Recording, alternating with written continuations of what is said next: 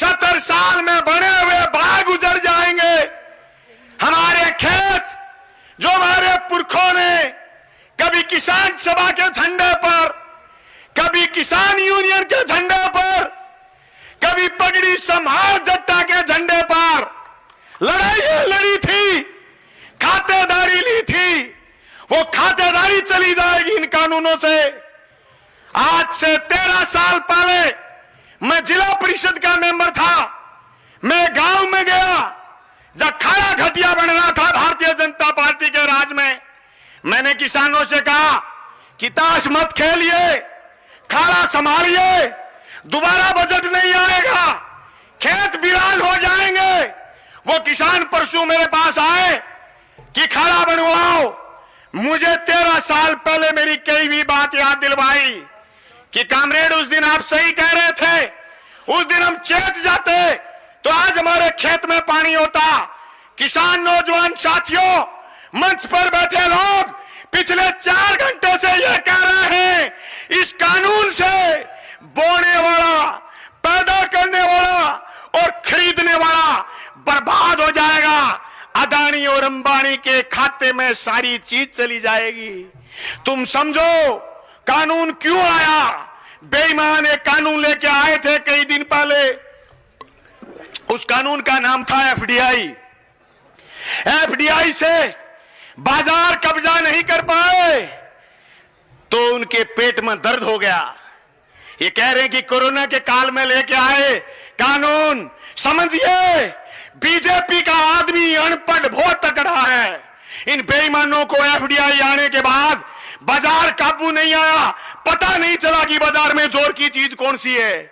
जब कोरोना आई सारी चीजें बंद हो गई। अखबार में आया कि 3.5% जीडीपी अगर कोई किसी की बढ़ी हुई है तो खेती की। बेईमानों ने उसी दिन कानून बना लिया, 20 जून को ले आए रात को। अभी हमारी खेती को पकड़ाना चाहते हैं अदानी और अंबानी को। खाने की चीज, पीने की चीज और तेल की चीज, खाद्यान्न, दलहन और तिलहन का बाजार है 36%। ये बाजार अदानी और अंबानी को देना चाहते हैं।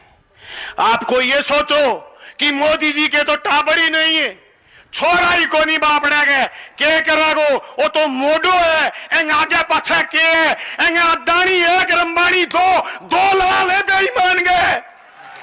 एंग दत्तक पुत्र है, दत्तक पुत्र है।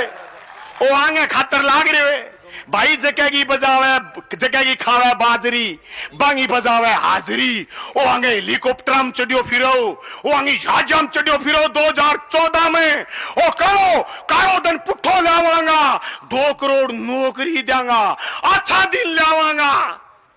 कालिया खागड़ भलाई खेत में बढ़ जाओ, कालो धन पुट्ठो को आए। मेहुल चोकसी, नीरव मोदी, विजय माल्या समेत 30 आदमियों की लिस्ट है। जगह 29 गुजराती है। बे रुपया लेके देश में भाज गया। वो बेईमान बने बता तो रहे हो कि टप जाओ, फिर कोई आ जाओ पत्रकार, फिर कोई रवीश कुमार आ जाओ, टप जाओ, झाड़ चढ़ा दिया सारा। ठीक है, सोचो चोर को नू बुक नू चोर मरानो चाहो, चोर बुगो भाई हैं। बोलो कांग्रेस ने सल्टावांगा और मोदी लावांगा, लिया है। क्या 70 साल में की को नहीं हो। मैं कोई कांग्रेस की पैरवी को नहीं कर रहे हो।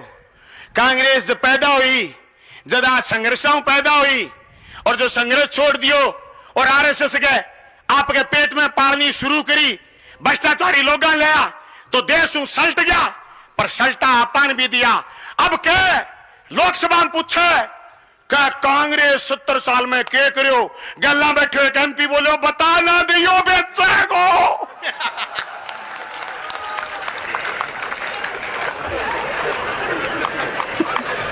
रेल बेच दी, अटकर टिपती रेल, पटना टाबर देखता भारतीय रेल, अदानी रेल लिख दियो वे पर। मोसो लगे अदानी आगे है।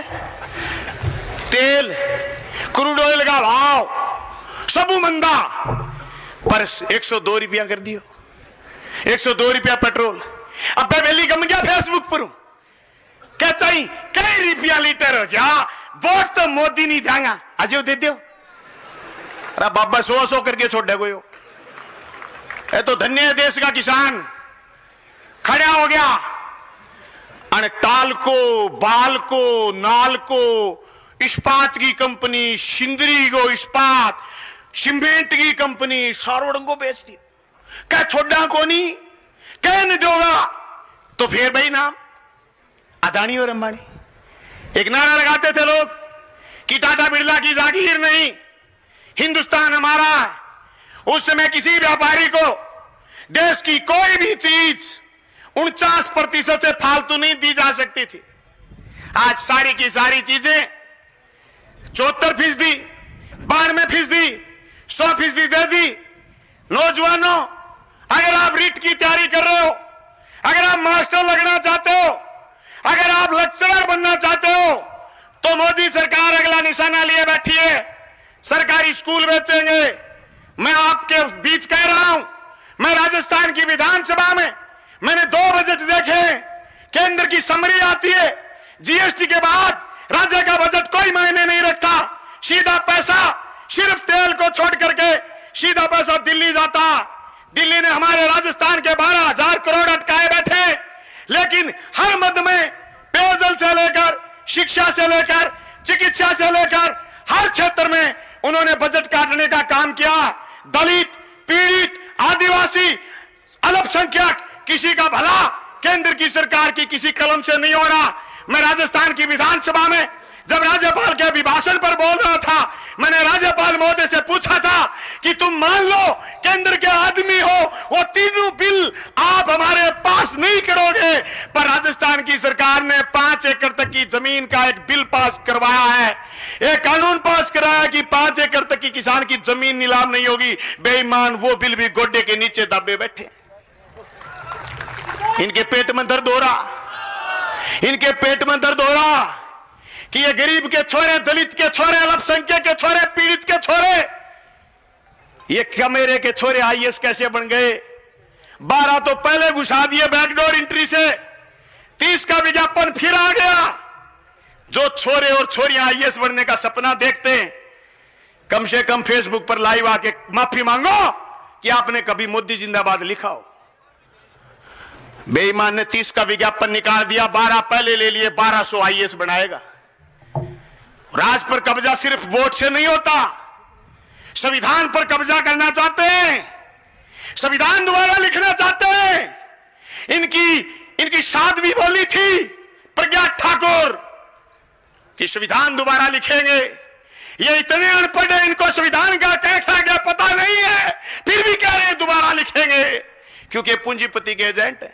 इस संविधान में गरीब को महत्व है, दलित को महत्व है, पीड़ित को महत्व है, ओबीसी को महत्व है। इस संविधान में लिखा है प्रस्तावना में, हम भारत के लोग, we are the people of India, हम भारत के लोग इस देश के धर्मनिरपेक्ष, समाजवादी, पंथ निरपेक्ष गणतंत्र की, लोकतंत्र की रक्षा करेंगे। ये समाजवाद से डरते। समाजवाद ये था, रेल तुम्हारी सरकारी, शिक्षा तुम्हारी सरकारी, नहर तुम्हारी सरकारी, पोस्ट ऑफिस तुम्हारा सरकारी, हॉस्पिटल तुम्हारे सरकारी, रेल, उसके बाद जहाज तुम्हारी सरकारी, सुई से लेकर के मुसल तक हर चीज सरकारी थी। ये सारी की सारी बड़े सेठ की बनाना चाहते हैं। इस बात को समझने की जरूरत है दोस्तों। जो किसान आंदोलन चल रहा, यह किसान आंदोलन सिर्फ और सिर्फ इन 3 कानूनों का किसान आंदोलन नहीं है। ये अगर आप इसको हल्के में ले लो, ये तीनों कानून वापिस हो जाएंगे, हम जीत जाएंगे। इनके पेट में दर्द बढ़ा है। जो पिछली बार मंडी लगी गांव में, उस समय कहा गया था कि 40% अन्न खरीदेंगे, 100 कुंटल किसी को पैदा होगा तो 40 सरकारी रेट पर खरीदेंगे। चने का डिफरेंस था 1000 रुपए। मंडी लगी गांव में कोरोना के समय, इन्होंने बीच में शटर घेर दिया, बोले अब नहीं खरीद की जाएगी। अब नया फरमान आया है, तुगलकी फरमान, कह रहे हैं एफसीआई गेहूं नहीं खरीदेगी, एफसीआई गेहूं नहीं खरीदेगी, तो फिर खरीद कौन करेगा? कह रहे राज्य को पैसे देंगे, राज्य खरीद करेगा। राज्य को एक बार पैसा देंगे, जैसे अमरा राम ने कहा सब्सिडी, गैस की सब्सिडी का क्या हुआ? दूसरी बार राज्य के हाथ चक देंगे, कहेंगे पैसा नहीं देंगे तुम खरीदो, राज्य की कोई औकात नहीं हो, कोई फसल खरीद ले। फिर उसके बाद अगला काम, मंडी टूट जाएगी, सरकार खरीद नहीं करेगी तो चने का जब सरकारी समर्थन मूल्य पर हमने तोल लगाया तो डिफरेंस था 1200 रुपए, सरकारी तोल लगाया डिफरेंस बचा 600 रुपए। हमने जब सरसों का तोल लगाया डिफरेंस था 400 रुपए, सरसों का सरकारी तोल लग गया, सरसों 100 रुपए ऊपर चली गई। सरकारी तोल खत्म होते ही बड़े पूंजीपति के हाथ में, बड़े व्यापारी के हाथ में लूट की खुली छूट मिल जाएगी। इसलिए वो छोरी कह के गई थी हमारी बहन सोनिया कि एसेंशियल कमोडिटी एक्ट, आवश्यक सेवा वस्तु अधिनियम खत्म करने की जो साजिश है वो है बाजार पकड़ने की साजिश। बाजार ने लूटना चाहे, बाजार पर कब्जो करना चाहे, यानी एक आदमी मंडी तोड़े बाद में सरकार खरीदेगी को नहीं, 12 खड़े हो आदमी खरीदेगो। वो थोड़ा दिन पहले, थोड़ा दिन तो 13% छूट होगी तो थोड़ा दिन तो मंडी के सारे खड़े हो गए, कहो कहते रहो 100 रुपया तेज लियूं, फिर थोड़ो गला सरक जागो, फिर गला सरक जागो, न्यू करतो करतो उजड़वा सूट पी जागो। फिर आपा कहा भाया खरीद ले, बोलो ना 2000 को भाव है 1200 लूंगा। आपा कहा भाया पार को पड़े नहीं, बोले ले जा तेरी पुट्ठी।